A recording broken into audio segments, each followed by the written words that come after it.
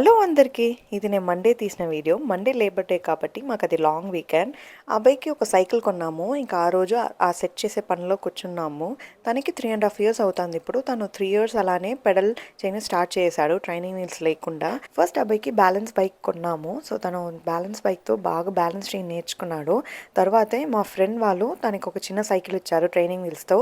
కానీ నేను training wheels తీసేసి అబ్బాయి దగ్గర ట్రై చేయించాము. ఫస్ట్ డేనే సైకిల్ ట్రైనింగ్ వీల్స్ లేకుండా తనే బ్యాలెన్స్ చేసి తోలాడు. మాకే బాగా సర్ప్రైజింగ్ అనిపించింది. కానీ అన్ని బ్యాలెన్సింగ్ బైక్ వల్లే. బ్యాలెన్స్ అనేది బాగా నేర్చుకునేస్తే పిల్లలు ఈజీగా సైకిల్ రైడ్ చేస్తారు.